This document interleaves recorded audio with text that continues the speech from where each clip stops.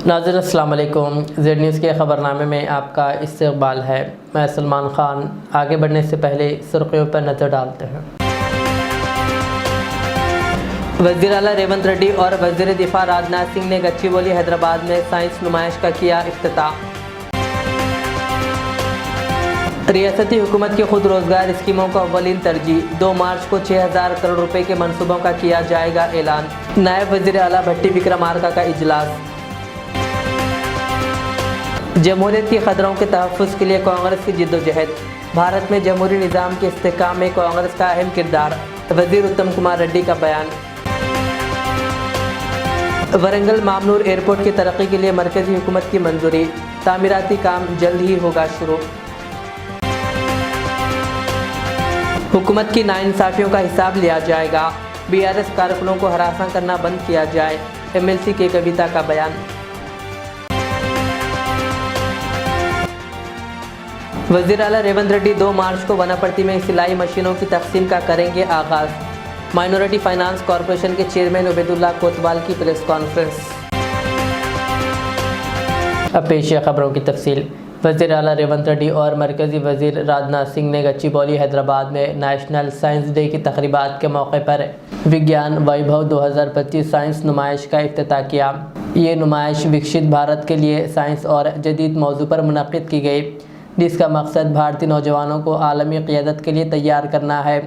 इस मौके पर खिताब करते हुए वज़ीर आला रेवंत रेड्डी ने कहा कि तेलंगाना और हैदराबाद दिफाई शोबे में अहम किरदार अदा कर रहे हैं, जहां BDL, DRDO, मैदानी और HAL जैसे इदारे रॉकेट और मिसाइल्स तैयार कर रहे हैं। उन्होंने नौजवानों में हुब्बुल वतनी और कौम की दिफा की अहमियत को उजागर करने के लिए खुसूसी नुमाइश मुनक़्क़िद करने पर जोर दिया। रेवंत रेड्डी ने कहा कि हर साल तेलंगाना से हज़ारों इंजीनियरिंग ग्रेजुएट्स अमेरिका जा रहे हैं, लेकिन हुकूमत दिफाई शोबे के लिए मज़ीद इंजीनियर्स तैयार करना चाहती है। उन्होंने हैदराबाद और बेंगलुरु को दिफाई सनती राहदारी करार देने की तजवीज़ दी, ताकि सरमायाकारी बढ़े और रॉकेट मैन्युफैक्चरिंग कंपनियां तरक्की कर सके। धन्यवाद रक्षा मंत्री जी। विज्ञान वैभव 2025 साइंस एग्जीबिशन के लिए आप समय देकर हजारों नौजवानों को इंस्पायर करने के लिए श्री राजनाथ सिंह जी समय देकर तेलंगाना हैदराबाद आया हुआ है। మిత్రులారా, రాజ్నాథ్ సింగ్ గారికి మనకు సమయం ఇచ్చి తెలంగాణ రాష్ట్రానికి వచ్చినందుకు పెద్ద ఎత్తున మీరు చప్పట్లతో వారికి స్వాగతం పలకాల్సిందిగా విజ్ఞప్తి చేస్తున్నా. గట్టిగా తెలంగాణ బలము రాజ్నాథ్ సింగ్ గారికి తెలవాలి. గట్టిగా చప్పట్లతో కేంద్ర రక్షణ శాఖ మంత్రి గారికి స్వాగతం పలకాలని తెలియజేస్తూ, ఈరోజు रक्षा मंत्री जी तेलंगाना राज्य से हर साल 1,10,000 इंजीनियरिंग ग्रेजुएट पास होकर ज़्यादा से ज़्यादा 1 लाख लोग कंप्यूटर साइंस पढ़कर अमेरिका जाने के लिए कोशिश कर रहा है। इसीलिए हम लोग ये कोशिश किए सांप्रदायिक इंजीनियरिंग पढ़ाने के लिए, देशभक्ति, देश को बचाने के लिए, आगे इस देश को रक्षा करने के लिए आज ये साइंस एग्जीबिशन हमें लगाया। आगे ये जो विद्यार्थिनी विद्यार्थी है civil engineering, mechanical engineering, electrical engineering पढ़कर इस देश में जो सांप्रदायिक इंजीनियर्स को और इस राज्य से हम देने के लिए कोशिश कर रहा है। खाली IT प्रोफेशनल अमेरिका जाने के लिए, IT कंपनीज में काम करने के लिए होगा, उनके परिवार के लिए अच्छा है, मगर देश के लिए जो सांप्रदायिक इंजीनियरिंग ग्रेजुएट्स का बहुत ज़रूरत है। इसीलिए तेलंगाना राज्य ने एक कोशिश किया, ये आज ये एग्जीबिशन के लिए आप समय देकर इतना दूर आए। तेलंगाना 4 करोड़ जनता के तरफ से आपको स्वागत करूंगा मैं। और दूसरी बात, यहाँ पर आज़ादी से पहले भी, आज़ादी के बाद भी यहाँ पर BDL, HAL, मिदानी और DRDO बहुत सारे सांप्रदायिक देश रक्षा के लिए यहाँ पर प्रोडक्शन में हम लगा हुआ है। लगातार Hyderabad and Bengaluru is the defence centres, तो Hyderabad Bengaluru defence connecting corridor, defence industrial corridor अभी अनाउंस आप पहले बात दिया हुआ था, मेरा एक ही गुजारिश है, हैदराबाद बेंगलुरु डिफेंस कॉरिडोर आप डिक्लेयर किए तो ज्यादा से ज्यादा हमारा इन्वेस्टमेंट्स आएंगे। यहाँ बहुत सारे रॉकेट्स भी तैयार करने का आज स्काई रूट वाला और बहुत वाले प्राइवेट जो स्टार्टअप्स भी यहाँ शुरू हो गए। इसीलिए आपके तरफ से आपका मदद बहुत जरूरी है। आपके मदद में लेकर तेलंगाना राज्य को हिंदुस्तान में जो डिफेंस में नंबर 1 बनाने के लिए हम लोग कोशिश करेंगे। आप इतना दूर आकर हमें मदद दिया हुआ है, आपको मैं धन्यवाद करते हुए यही मेरा भाषण खत्म करता हूं। धन्यवाद रक्षा मंत्री जी। तेलंगाना के नायब वजीर आला भट्टी विक्रमार्का ने कहा कि रियासती हुकूमत SC, ST और BC व अक़लियती कॉरपोरेशनों के जरिए खुद रोज़गार स्कीमों के निफाज को अव्वलीन तरजीह देगी। जुमा को बैंकरों के साथ जायज़ा इजलास में उन्होंने कहा कि गुज़िश्ता 10 सालों में फलाही कॉरपोरेशंस को नज़रअंदाज किया गया था। उन्होंने कहा कि हुकूमत सब्सिडी देने के लिए तैयार है और बैंकों से बेरोज़गार नौजवानों की मदद के लिए आगे आने की अपील की। उन्होंने ऐलान किया कि वज़ीर आला रेवंत रेड्डी ने बैंकरों के साथ 2 मार्च को वनपर्ती में 6000 करोड़ रुपए की लागत से खुद रोज़गार स्कीमों का आगाज़ करेंगे। इस दिन फलाही स्कीमों की तकसीम का त्यौहार मनाया जाएगा। इन स्कीमों से रियासत की मईशत मुस्तकम होगी और तेलंगाना को आलमी सतह पर नुमाया करने के मंसूबे तैयार किए गए हैं। उन्होंने कहा कि हुकूमत ने किसानों के लिए बड़ा रिलीफ फराहम करते हुए 22,000 करोड़ रुपए इनके खातों में मुंतकिल किए, जिससे 2 लाख रुपए तक के खर्च मुआफ़ किए गए। इसके अलावा 11,500 करोड़ रुपए रैतु भरोसा, 1,500 करोड़ रुपए रैतु बीमा, 11,000 करोड़ रुपए ज़रई बिजली सब्सिडी और 1,800 करोड़ रुपए धान के बोनस के तौर पर दिए गए। उन्होंने कहा कि ख़वातीन के लिए इंदिरा महिला शक्ति स्कीम के तहत सोलार पावर प्लांट्स लगाने के लिए 1000 मेगावाट बिजली पैदा करने का मंसूबा बनाया गया है।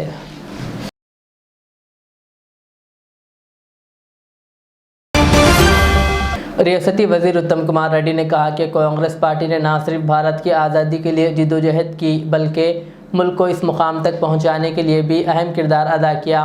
उन्होंने कहा कि जमहूरी इक़्तिदार के तहफ़्फ़ुज़ के लिए कांग्रेस ने ग्राम पंचायत से लेकर पार्लियामेंट तक मुसलसिल जिद्दोजहद की। उन्होंने मज़ीद कहा कि पाकिस्तान, बांग्लादेश, श्रीलंका और जनूबी एशियाई व अफ्रीका ममालिक ने भारत के साथ ही आज़ादी हासिल की, लेकिन वहाँ मुकम्मल जमहूरियत बरकरार नहीं रह सकी, जबकि भारत में जमहूरी निज़ाम को कांग्रेस ने मजबूती से कायम रखा है।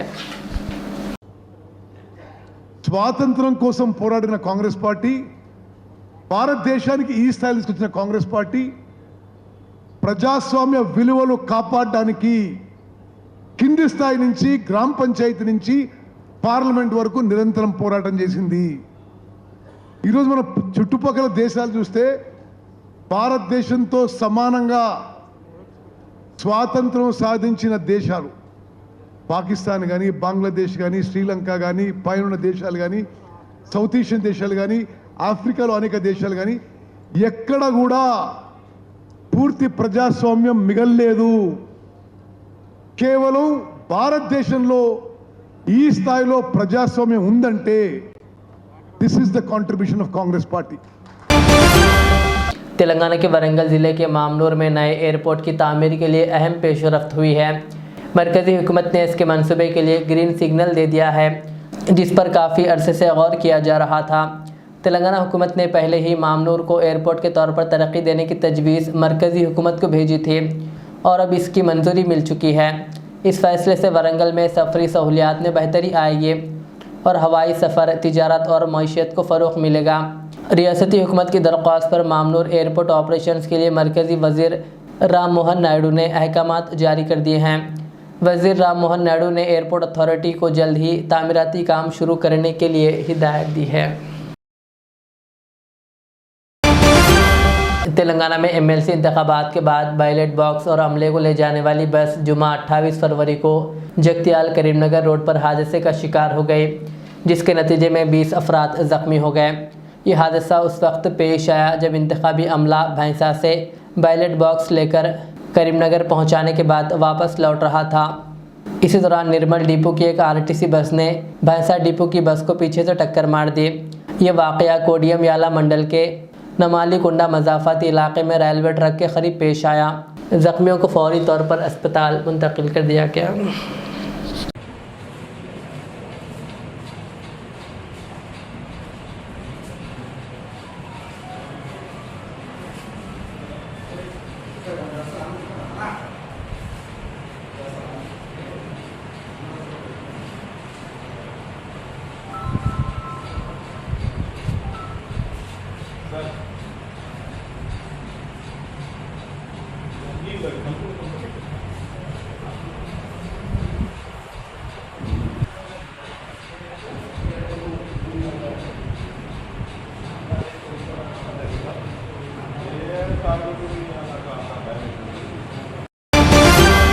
बीआरएस के रुकन खानसाज कौंसिल के कविता ने वज़ीर आला रेवंत रेड्डी और वज़ीर जोपल्ली कृष्णा राव पर शदीद तनकीद करते हुए इल्ज़ाम आयद किया कि हुकूमत बीआरएस कारकुनों को हरासा कर रही है और आवाम से किए गए वादे फरामोश कर दिए गए।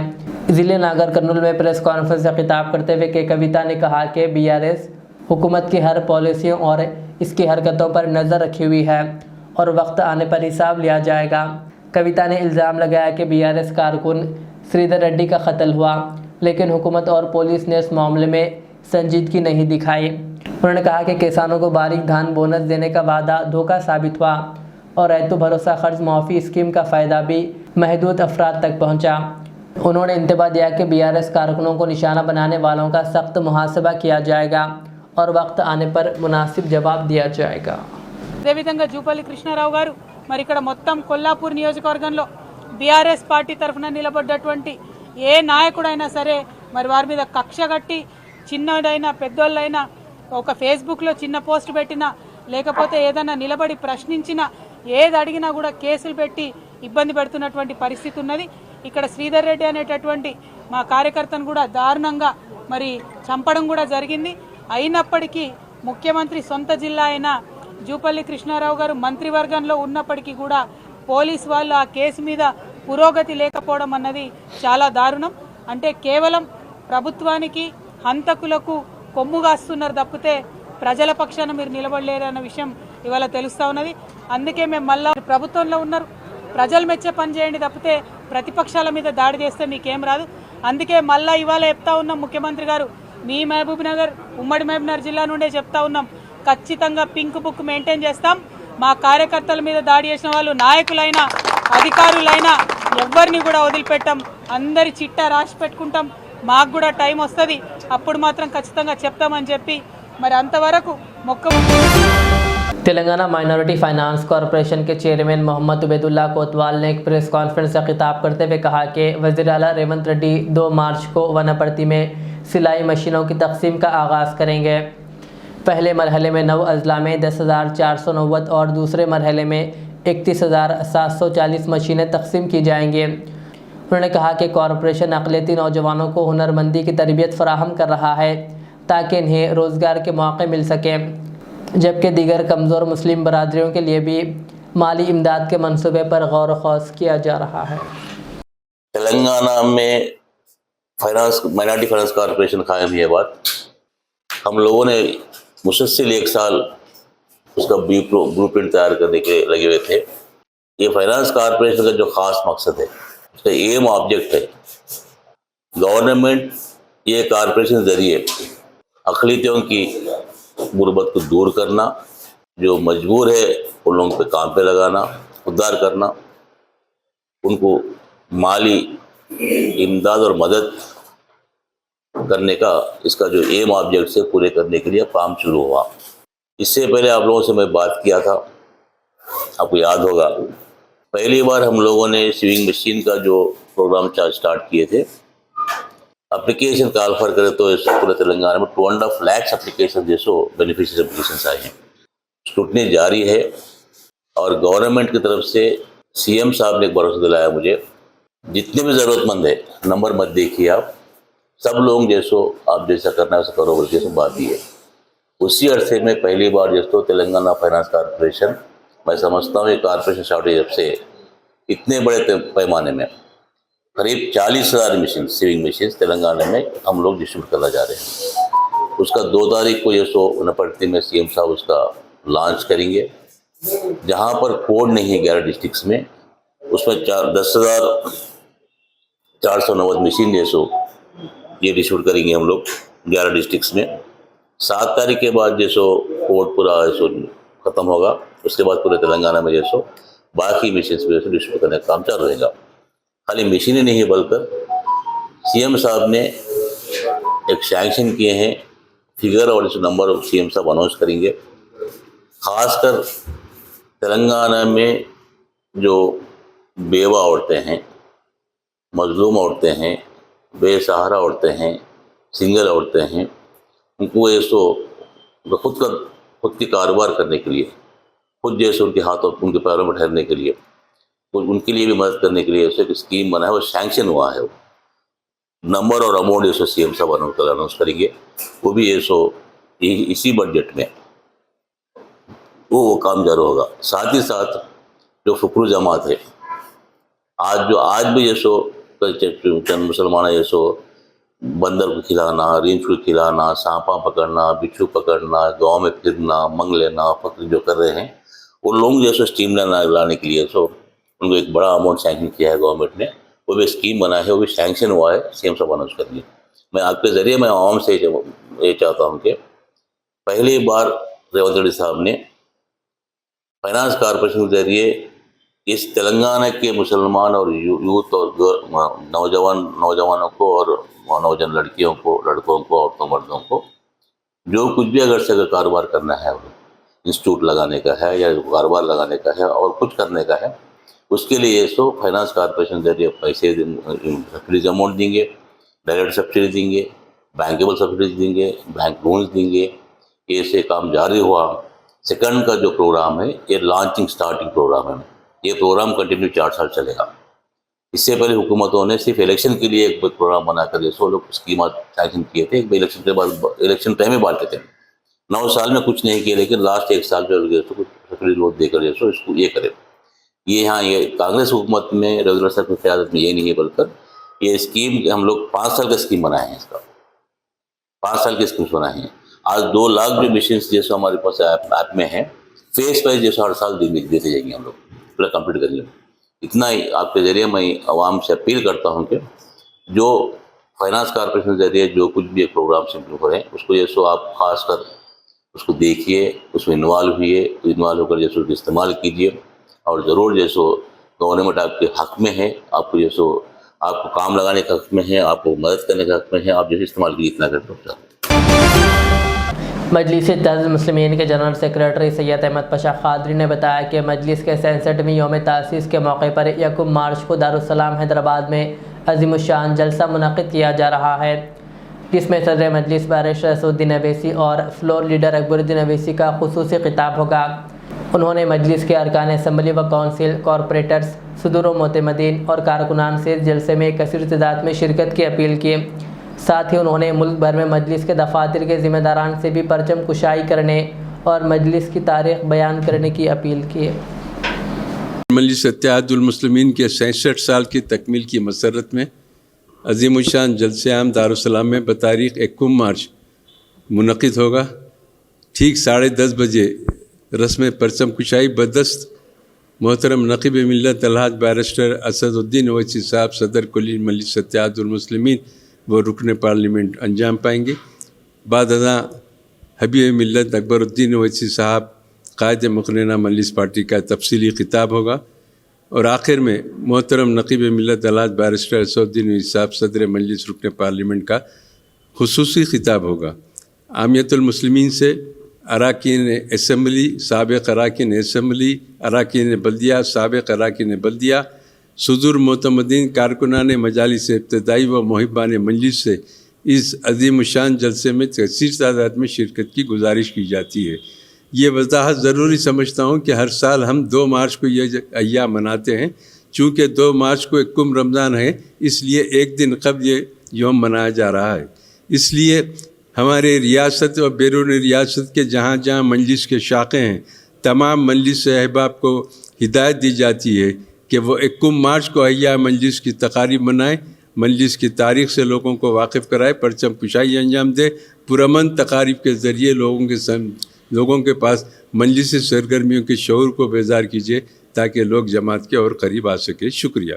ज़हीराबाद के अहमदनगर कॉलोनी में मस्जिद रहमत की तामीर जदीद का इफ्तिताह 28 फरवरी बरोज़ जुमा को अमल में आया। इस सिलसिले के तहत जलसा अज़मत मसाजिद व इस्तक़बाल रमज़ान मुनक़िद किया गया, जिसकी निगरानी मौलाना मुफ्ती नज़ीर अहमद हुसामी ने की, जबकि जलसे की सदारत मोहम्मद अमीरुद्दीन ने की। इस मौके पर मेहमान ख़ुसूसी की हैसियत से हज़रत मौलाना हशमत अली हुसामी, नायब सदर जमीयतुल उलमा ज़िला संगारेड्डी ने शिरकत की और खिताब किया। इस बाबरकत महफिल में मुकामी उलमा इकराम, इंतज़ामी कमेटी के अरकान, मुकामी नौजवान और दीगर ने शिरकत की। शख्स बाज़ार से आया है, वुज़ू नहीं किया है, उसको क़ज़ाए हाजत से फारिग होना है, तो उसको भी चाहिए कि क़ज़ाए हाजत से फारिग होने के वक्त में मेरे नबी सल्लल्लाहु अलैहि वसल्लम की सुन्नत की रियायत करें। 12 रबीउल अव्वल जब आता है तो हम जुलूसों में देखते हैं सरों पे पट्टी बंधी हुई है जिस पे कलमा ला इलाहा इल्लल्लाह मुहम्मदुर रसूलुल्लाह लिखा हुआ है। झंडे हाथ में पकड़े हुए हैं और नारे लगा रहे हैं, आशिक़ रसूल होने के दावे कर रहे हैं और उनके दावे आसमान की बुलंदियों से बोल रहे हैं। लेकिन मुझे उम्मती होने की हैसियत से फ़ख्र है कि मूसा अलैहिस्सलाम जैसे कलीम ये आरज़ू की काश मुझे नबी के बजाय इस नबी का उम्मती बनाया जाता, बग़ैर मांगे कि अल्लाह ने मुझे और आपको महबूब पैगम्बर का उम्मती बनाया। लेकिन मेरा दावा मोहब्बत का आसमान की बुलंदियों को छू रहा है, लेकिन मेरा अमल में नबी सल्लल्लाहु अलैहि वसल्लम की कोई सुन्नत नहीं छलकती, तो मेरा दावा अकारत और बेकार है। ऐसे दावे से कोई फ़ायदा नहीं है। लिहाजा ज़रूरत से फारिग होने के वक्त की जो सुन्नतें हैं, शायद हमारे कान पे कभी रकात भी पड़ी होगी कि ये भी सुन्नत है कि सुन्नत से फारिग हो जाए। ये 100 में अड़े रुपया क्या बात है। अल्लाह अगर हुक्म देते तो आधा रख ले, आधा ज़कात दे, लेकिन अल्लाह को मालूम है बंदे अमल नहीं कर सकते, इसलिए 2.5% ज़कात रखे। 100 को अड़े रुपया क्या बात है बताइए। 1 लाख की ज़कात 2,500 क्या मुश्किल। 1 करोड़ माल है किसी के पास तो 2.5 लाख रुपए ज़कात निकालना है अल्लाह के नाम, अल्लाह की खुशनुदी के लिए। तो ज़कात निकालो खुशी खुशी के साथ। यह है इस्तक़बाल रमज़ान। सबसे पहला इस्तक़बाल रमज़ान ये है। दूसरा इस्तक़बाल रमज़ान ये है कि हम कोशिश करें कि अपने घर वालों के, बच्चों के, बच्चियों के कपड़े जो भी है उनके ज़रूरियात ज़िंदगी, चूड़ियाँ हैं, चप्पला हैं, सब रमज़ान से पहले खत्म। रमज़ान से पहले शॉपिंग करो। अब देखने में आता इबादत का महीना चल रहा, खुसूसन आखिरी अशरे में ताख़रातों की तलाश है, शब क़द्र की तलाश है, लैलतुल जहज़ा की इबादत है। उस मौके पर जो है अक्सर शॉपिंग के अंदर रहते हैं। इबादत का महीना शॉपिंग में जा रहा, रमज़ान का महीना शॉपिंग में जा रहा। तो कोशिश ये करें कि हम रमज़ान से पहले सब शॉपिंग से फारिग हो जाएंगे और उसी के साथ इबादत करें। ये दूसरा इस्तक़बाल रमज़ान। बीच फैशन शोरूम फॉर किड्स का हाफिज़ बाबा नगर हैदराबाद में शानदार इफ्तिताह अमल में आया। शोरूम का इफ्तिताह अब्दुल वहाब चंद्रानगुट्टा कॉरपोरेटर के हाथों अमल में आया। इस मौके पर मुख्तलिफ सियासी, समाजी व मजहबी शख्सियात ने शिरकत करते हुए बीज ग्रुप को दिली मुबारकबाद पेश की। वाज़ेह है कि बीज ग्रुप अल हरीर अरेबियन शोरूम की एक शाख है जहां छोटे लड़के और लड़कियों के आला अक़साम के मलबूसात का शानदार कलेक्शन दस्तियाब है।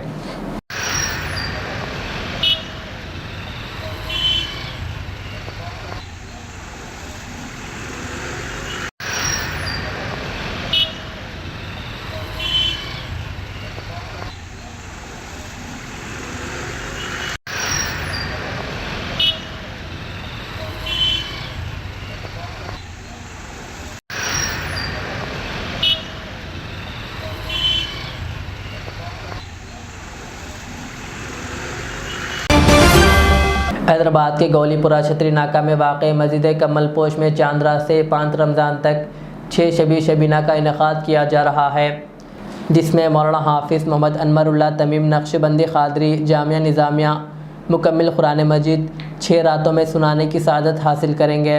नमाज इशा ठीक 8:30 बजे अदा की जाएगी और नमाज तरावी में रोज़ाना 5 पारे सुनाए जाएंगे। आमतुल मुस्लिमीन से कसीर तादाद में शिरकत की अपील की गई है। बिस्मिल्लाहिर्रहमानिर्रहीम, अस्सलाम वालेकुम रहमतुल्लाहि बरकातहू। मैं मस्जिद कम्मल पोश से मोहम्मद यूनुस बोल रहा हूँ। इस मस्जिद में 5 पारे हाफिज़ अनवरुल्लाह शाह तमीमी का सुनाएंगे। आप तमाम से गुजारिश है कि इस मस्जिद में आके तरावी की नमाज अदा कर जाइए। अल्लाह का फ़ज़ल है कि हर साल के तहत इसी मस्जिद में जो है सो 5 पारे का एहतमाम किया गया है। आप लोगों के चैनलों से जो है सो मस्जिद को ज़्यादा तौर पर आबाद हुई है। अल्लाह इस मस्जिद को ताक़यामत आबाद रखे, इस मस्जिद को ताक़यामत आबाद रखे और इस मस्जिद में आके नमाज़ पढ़ने की तौफ़ीक़ अता फरमा। कितने साल से हुआ आबाद हो गया? ये 11 साल हो गया, मस्जिद में 11 साल हो गया तरावी। और जो है सो एक लॉकडाउन में तरावी नहीं हुई, बकाया हर साल तरावी होती है। माशाल्लाह से मस्जिद तो बहुत बड़ी आबाद हो चुकी है। आप लोग क्या ताउन रहा तो जो है सो आइए इस मस्जिद में आओ, आके नमाज़ पढ़ो।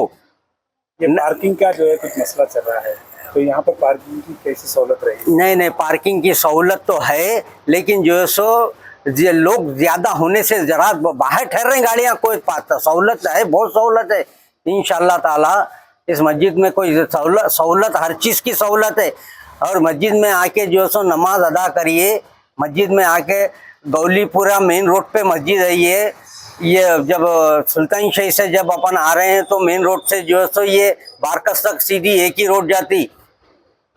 आप लोग आइए, और जो है सो 5 पारों के बाद में जो है सो 1.25 पारे का भी एहतमाम कर रहे हैं, लेकिन आप लोग जो है सो आना है बशर्ते के। लेकिन जो है सो 5 पारे तो रहते, जो है सो बहुत लोग आ जाते, उसके बाद में मस्जिद वीरान करते रहेंगे।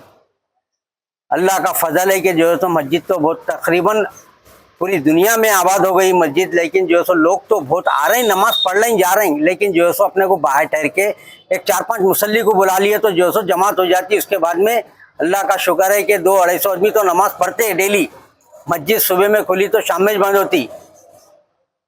और मस्जिद में जो है सो एहतिकाफ बैठने वाले भी है, जो कोई ख्वाहिशमंद है तो आइए, कोई दूर नहीं है मस्जिद, आइए। कोई 10 दिन का बैठ रहे हैं, कोई 20 दिन का बैठ रहे हैं, कोई 3 दिन का बैठ रहे हैं, आइए। आपको कोई चीज़ की खाने पीने की कोई तकलीफ नहीं होगी इंशाअल्लाह, अल्लाह का फजल है। आइए, और इफ्तार के वक्त भी जो है सो इंशाअल्लाह मगरिब की नमाज में भी आइए, इफ्तारी करके मगरिब की नमाज पढ़कर जाइए इंशाअल्लाह ताला। व अस्सलाम वालेकुम। आखिर में सुर्खियाँ और एक बार। वज़ीर आला रेवंत रेड्डी और वज़ीर दिफा राजनाथ सिंह ने गच्चीबौली हैदराबाद में साइंस नुमाइश का किया इफ्तिताह। रियासती हुकूमत की खुद रोजगार स्कीमों को अव्वलीन तरजीह। 2 मार्च को 6000 करोड़ रुपए के मंसूबों का किया जाएगा ऐलान। नायब वज़ीर आला भट्टी विक्रमार्का का इजलास। जमहूरियत के खतरों के तहफ़्फ़ुज़ के लिए कांग्रेस की जिद्दोजहद। भारत में जमहूरी निज़ाम के इस्तेहकाम में कांग्रेस का अहम किरदार। वज़ीर उत्तम कुमार रेड्डी का बयान। वरंगल मामनूर एयरपोर्ट की तरक्की के लिए मरकज़ी हुकूमत की मंजूरी। तामीराती काम जल्द ही होगा शुरू। हुकूमत की नाइंसाफ़ियों का हिसाब लिया जाएगा। BRS कारकुनों को हरासा करना बंद किया जाए। MLC के कविता का बयान। वज़ीर आला रेवंत रेड्डी 2 मार्च को वनापर्ती में सिलाई मशीनों की तकसीम का करेंगे आगाज़। माइनॉरिटी फाइनेंस कॉरपोरेशन के चेयरमैन उबैदुल्लाह कोतवाल की प्रेस कॉन्फ्रेंस। ये थी आज के दिन भर की हमारी खबरें। मुझे इजाज़त दीजिए। हमारे चैनल को यूट्यूब पर सब्सक्राइब, फेसबुक पर लाइक शेयर ज़रूर करें। अल्लाह हाफ़िज़। रियाज इस्लामिक स्कूल तालीमी मैदान में एक नया इनकलाब। इस्लामिक और मॉडर्न एजुकेशन की अजीम दरसगाह। 23 साल तजुर्बे के बाद तलबा और तालिबात के लिए रियाज इस्लामिक स्कूल पेश करता है हिफ्ज़ कुरान, नाज़िरा कुरान, क़ायदे के अलावा नर्सरी ta 10वीं जमात तक की तालीम का बेहतरीन नज़्म।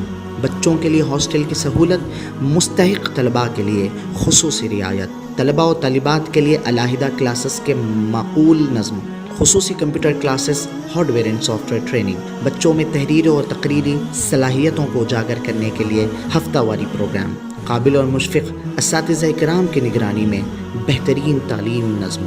सुबह 8 बजे तक शाम 4:30 बजे दाखिले जारी हैं। उजलत कीजिए। Riyaz Islamic school, opposite lane, new SR petrol pump, Vattapalli, Hyderabad. Modern trends readymade menswear collection पेश करते हैं आपके लिए आला अक़साम व मियारी मलबूसात। हमारे यहाँ formal, party wear, jeans, T shirt और ट्रैक पैंट्स के वसी वैरायटीज दस्तयाब है।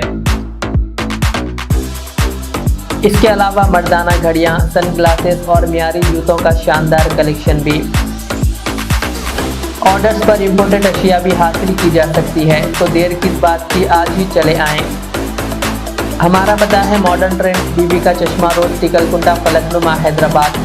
मज़ीद मालूमात और राब्ते के लिए प्रोपरेटर मोहम्मद इमाद अहमद से रब्ता करें। 9959541434।